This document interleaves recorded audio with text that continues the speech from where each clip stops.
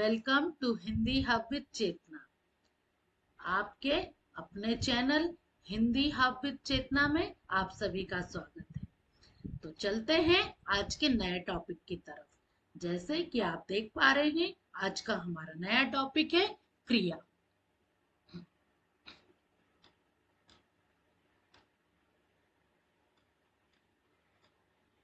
आज क्रिया में हम सारी चीजें विस्तार से पढ़ेंगे। परिभाषा, मूल रूप, धातु, उसके सभी प्रकार, प्रकार की परिभाषा, उदाहरण, पहचानने की ट्रिक्स और तालिका। तो चलते हैं क्रिया की तरफ।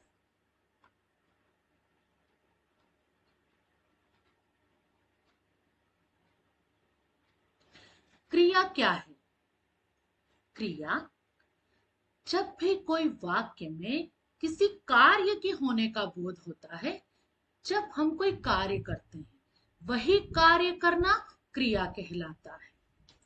जो शब्द किसी कार्य के होने, करने या सहने का बोध कराते हैं, उन्हें क्रिया कहते हैं। क्रिया वाक्य का अनिवार्य अंग है जो बताती है कि कर्ता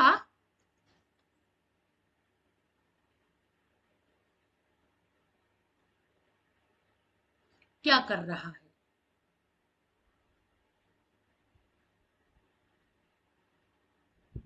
उदाहरण, राम खाता है, सीता गाती है, बच्चा सोता है। तो यहां पर खाता है, गाती है, सोता है, ये सभी खाना, गाना, सोना, ये सभी क्रिया के उदाहरण हैं। याद रखेंगे, क्रिया के बिना कोई भी वाक्य पूरा नहीं होता, क्योंकि क्रिया ही वाक्य की आत्मा होती है। कोई भी वाक्य जो है वो क्रिया के बिना पूरा नहीं होता। इस बात को आप ध्यान रखेंगे। चलिए, क्रिया का कहलाता है, मीन्स जो भी शब्द है, अब जानते हैं कि क्रिया का मूल रूप धातु कहलाता क्या है। क्रिया के मूल रूप को धातु कहते हैं। जब भी धातु में ना प्रत्यय जोड़ते हैं, धातु शब्द जो होते हैं, जैसे कि खा, पढ़, सो, पी, जा, बोल, लिख, दौड़, हंस, ये सब धातु शब्द है।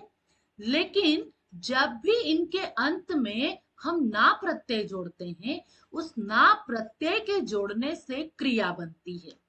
जैसे कि क्रिया से ना हटाओ तो धातु, और क्रिया में ना जोड़ो तो वो क्रिया बन जाएगा। जैसे कि धातु रूप है हमारा खा, हमने इसमें ऐड किया ना, तो बना खाना। पढ़, पढ़ से क्रिया शब्द बना पढ़ना। सो से सोना, पी से पीना। मीन्स मूल जो शब्द है, जो धातु शब्द है, उसमें हमने ना ऐड किया। जब ना प्रत्यय लगा दिया तो वो क्रिया बना। आइए जानते हैं क्रिया के प्रकार और उनका परिचय। तो कर्म के आधार पर क्रिया दो प्रकार की होती है, सकर्मक क्रिया, अकर्मक क्रिया और एक द्विकर्मक क्रिया। संरचना के आधार पर सामान्य, संयुक्त, नाम धातु, प्रेरणार्थक और पूर्वकालिक क्रिया। जानते हैं विस्तार से।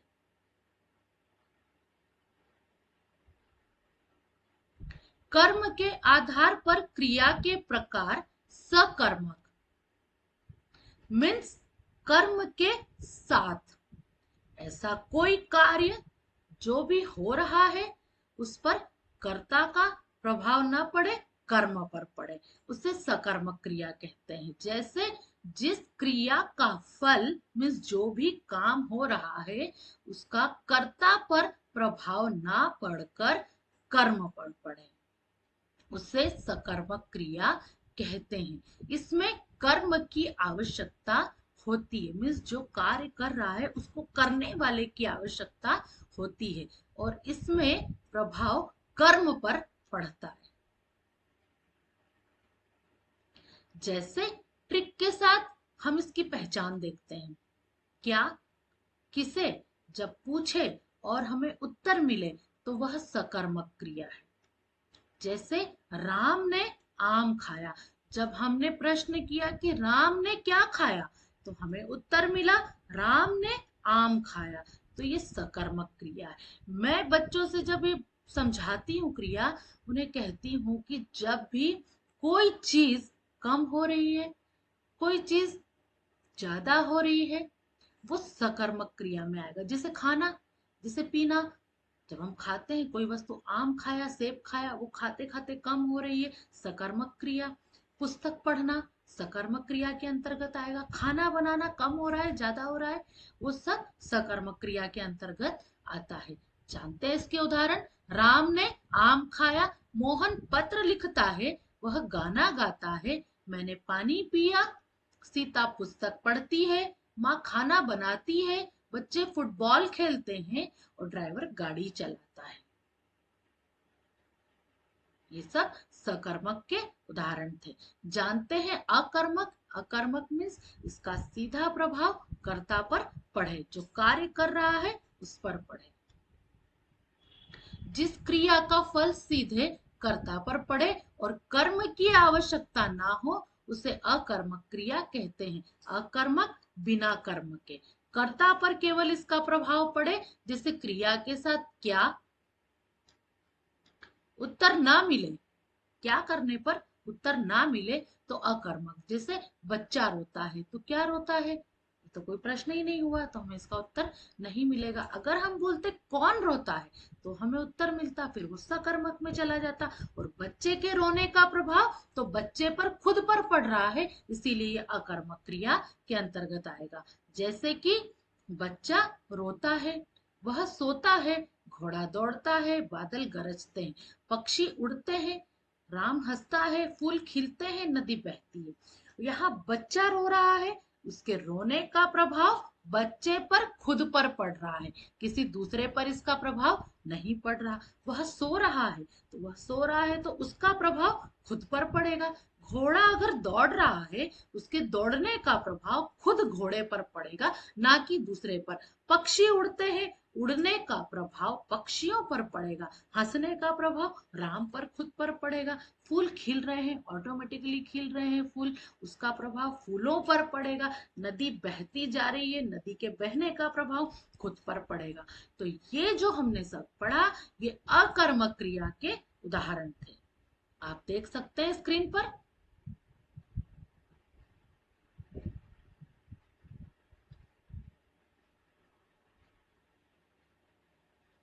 चलिए जानते हैं द्विकर्मक क्रिया।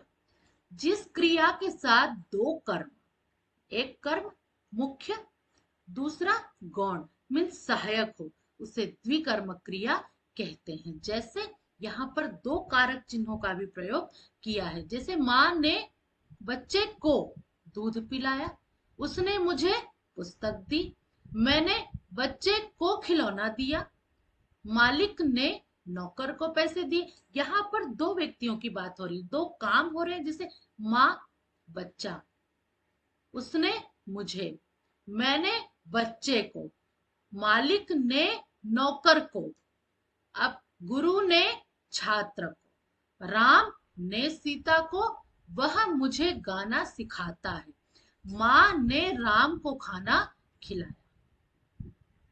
ये जो सभी हमने उदाहरण देखे, द्विकर्मक क्रिया है। इसमें दो लोगों की एक तो मुख्य कर्म है और दूसरा सहायक क्रिया है। तो ऐसे दो वाक्य आपस में मिलकर या दो कारक चिन्हों से जो वाक्य बनता है वो द्विकर्मक क्रिया कहलाती है। अब संरचना के आधार पर क्रिया के प्रकार। सामान्य क्रिया, जिस वाक्य में केवल एक ही क्रिया का प्रयोग होता है उसे सामान्य क्रिया कहते हैं। सिंपल सेंटेंस के अंतर्गत वो आता है। जैसे वह आया, बच्चे खेले, माँ बोली, सूरज निकला, राम गया, वह पढ़ा, पिताजी हंसे और पानी बरसा। तो ये जो हमने पढ़ा ये सब क्या था? सामान्य क्रिया, जिसमें केवल एक ही क्रिया का प्रयोग किया गया है। संयुक्त क्रिया, जैसे हमने संयुक्त वाक्य पढ़े थे, इसी तरह से ये संयुक्त क्रिया है। एक क्रिया दूसरे पर डिपेंड, जैसे कि जो क्रिया दो या दो से अधिक क्रियाओं के मेल से बनी है, एक कार्य है लेकिन उसमें तो कैसे काम हो रहे हैं, दो काम हो रहे हैं, दो क्रियाओं के मेल से बनी है, उसे संयुक्त क्रिया कहते हैं। जैसे वह खाना खा चुका है, खाना और खा, यहाँ पर दो क्रियाएं हैं। सीता गाने लगी, दो क्रियाएं, गाने भी और लगी भी। वह बोलता रहा, वह रोने लगा, राम चला गया, बच्चा सो गया, मैं पढ़ लूंगा, काम हो गया। आप देख पा रहे हैं यहाँ इन उदाहरण में कि यहाँ पर दो क्रियाओं का, दो संयुक्त क्रियाओं का प्रयोग किया गया है। तो जो क्रिया दो या दो से अधिक क्रियाओं के मेल से बनी है, उसे संयुक्त क्रिया कहते हैं। नाम धातु क्रिया, संज्ञा, सर्वनाम या विशेषण से बनी क्रिया को नाम धातु क्रिया कहते हैं। ऐसे संज्ञा शब्द होते हैं, ऐसे सर्वनाम होते हैं, ऐसे विशेषण शब्द होते हैं जो इन शब्दों से क्रिया बनी हो, उसे नाम धातु कहते हैं। जैसे शर्म से बना शर्माना, अपना से बना अपनाता, इसमें विशेषण होते हैं, आप इस चीज का ध्यान रखेंगे। वह झुठलाता है तो झूठ से झुठलाता बना, हाथ से हथियाता बना, लाज से लजाता बना, लालच से ललचाओ, घबराहट से घबराता और भ्रम से भरमाता है। तो ये जो क्रियाएं हैं ये सब संज्ञा शब्द है, ये सर्वनाम शब्द भी है। ये देखिए, वह शर्माता है, विशेषण शर्म और उससे बना है शर्माता। अपना अपनाता, वह झुठलाता है तो झूठ धातु से झुठलाता बना है। हाथ से हथियाता बना है, लाज से लज्जाता बना है। तो जब भी ऐसे शब्द हम देखेंगे, हम समझ पाएंगे कि वह नाम धातु क्रिया के उदाहरण है। अब प्रेरणार्थक क्रिया, जब कर्ता स्वयं कोई कार्य न करके दूसरे को कार्य करने की प्रेरणा देता है, उसे प्रेरणार्थक क्रिया कहते हैं। जैसे मैंने कोई काम खुद ना करके किसी दूसरे से करवाया हो, उसे काम करने की प्रेरणा दी हो, तो वह प्रेरणार्थक क्रिया कहलाता है। जब कर्ता स्वयं कोई कार्य न करके दूसरे से कार्य करने की प्रेरणा देता है, उसे प्रेरणार्थक क्रिया कहते हैं। जैसे हम देखेंगे यहाँ पर ट्रिक भी दी गई है। माँ बच्चे को खिलाती है, वह मजदूर से काम करवाता है, खुद नहीं करता, वह करवाता है।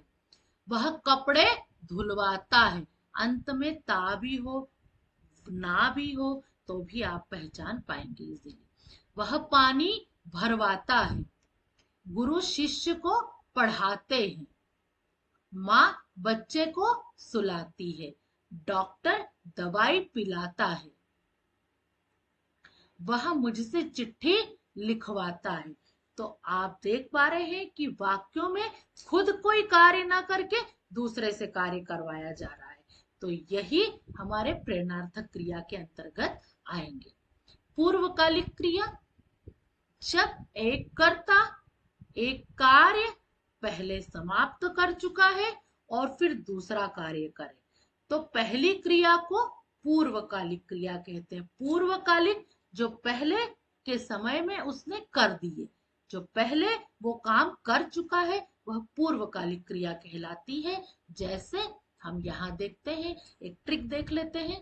कर और के लगा हो, जब भी वाक्य में या तो कर लगा हो या के लगा हो, पूर्वकालिक के उदाहरण होते हैं। जैसे वह नहा कर पूजा करता है, नहा कर, ये देखिए इसमें यहाँ लगा है कर, पूजा करता है। सीता पढ़कर खेलने गई, बच्चा रो कर चुप हो गया, वह लिख कर चला गया।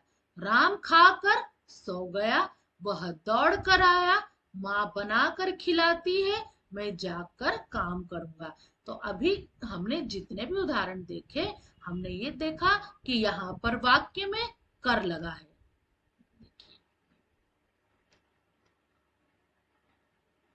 कर, रो कर तो रो तो एक मुख्य क्रिया हो गई, लिखना मुख्य क्रिया हो गई, लेकिन लिख कर चला गया, तो हमने कर शब्द से पहचाना कि यह पूर्वकालिक क्रिया है।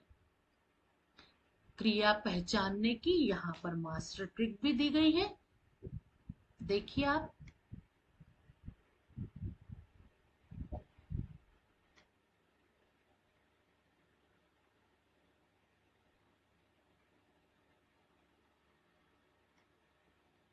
एक टेबल भी दी गई है जिसमें उदाहरण, पहचान, आधार और प्रकार सारी चीजें आपको विस्तार से दी गई है। यहाँ पर सकर्मक, इसका आधार है कर्म और पहचान है क्या। क्या प्रश्न करने पर अगर हमें उत्तर मिले तो वह सकर्मक क्रिया है। जैसे राम ने क्या खाया, आम खाया। अकर्मक क्रिया, क्या का उत्तर ना मिले, क्या रोता है, बच्चा रोता है, हमें इसका उत्तर नहीं मिला, तो ये होगा अकर्मक क्रिया।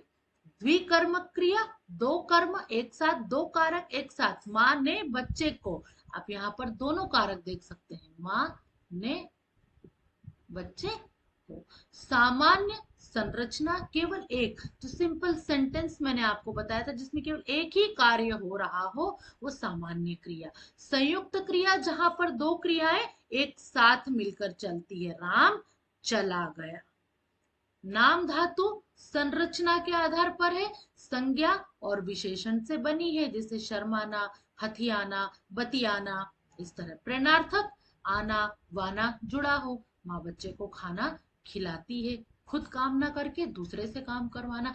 पूर्वकालिक, जिसमें लगा हो कर और के, वह नहा कर पूजा करता है, वह खाकर पढ़ने बैठता है। तो इस तरह के जो शब्द होते हैं पूर्वकालिक क्रिया के अंतर्गत आएंगे। मुझे ऐसा लगता है आपको सारी चीजें अच्छे से समझ में आई है। चलिए देखते हैं इसके एमसीक्यू। राम ने खाना खाया क्रिया का प्रकार है। जो राम है वो खाना खा रहा है, कर्ता और कर्म दोनों एक साथ है। तो यहाँ पर मैंने एक और चीज बताई थी कि कोई भी चीज जब कम हो रही हो, ज्यादा हो रही हो, सकर्मक क्रिया के अंतर्गत आता है। नदी बहती है, नदी के बहने का प्रभाव नदी पर खुद पर पड़ता है, अकर्मक क्रिया। लिखना क्रिया की धातु है लिख, ये लिख मूल शब्द है, जब हमने इसमें ना लगाया वो लिखना हुआ। वह नहा कर पूजा करता है, नहा कर किस प्रकार की क्रिया है, पूर्वकालिक, क्योंकि वो पहले नहा कर फिर दूसरा काम पूजा करता है। माँ बच्चे को खिलाती है, प्रेरणार्थक क्रिया। राम चला गया, यहाँ पर दो संयुक्त क्रिया है। पहले तो राम, वो तो नाम है, चला और गया, यहाँ पर दो अक्षर, दो ही शब्द ऐसे हैं जो हमें संयुक्त क्रिया की तरफ ले जा रही है। वह शर्माता है, नाम धातु क्रिया। माँ ने बच्चे को दूध पिलाया, विकर्मक क्रिया, क्योंकि यहाँ पर दो कारक का प्रयोग किया गया है। सीता गाने लगी, संयुक्त क्रिया। क्रिया के मूल रूप को क्या कहते हैं, तो क्रिया का जो मूल रूप होता है वो धातु कहलाता है। पक्षी उड़ते हैं, पक्षियों के उड़ने का प्रभाव पक्षियों पर खुद पर पड़ रहा है, अकर्मक क्रिया। खाना किस प्रकार की धातु, कौन सी धातु है, बस खाना जो है वो कौन सी धातु है, तो खा। वह कपड़े धुलवाता है, खुद काम ना करके वो दूसरे से काम करवाता है, प्रेरणार्थक क्रिया। पूर्वकालिक क्रिया की पहचान किससे होती है, कर और के। ये दो शब्द ऐसे हैं जो हमें पूर्वकालिक क्रिया के बारे में बताती। वह नहा के, वह खा के, वह सो के उठ गया, यहाँ पर दो क्रियाएं। संयुक्त क्रिया में होता है दो या अधिक क्रियाओं का मेल। जो संयुक्त क्रियाएं होती है उसमें दो और अधिक क्रियाओं का मेल होता है। कुछ महत्वपूर्ण बात ये हम पढ़ चुके हैं अभी, आप देख लीजिए, यहाँ पर ये टेबल बनी है, इसमें सारे की पॉइंट्स ऐड किए हैं मैंने। क्रिया, धातु, सकर्मक, अकर्मक, प्रेरणार्थक, पूर्वकालिक, नाम धातु और संयुक्त क्रिया। तो ऐसी उम्मीद है कि आपको सारी चीजें अच्छे से समझ में आई होगी। तो आपको क्या समझ में आया, आपको क्या समझ में नहीं आया, आप मुझे कमेंट्स करेंगे। मैं कोशिश करूंगी कि आपके सभी सवालों का जवाब दे सकूं। तो मिलते हैं अगले टॉपिक पर, तब तक के लिए गुड डे।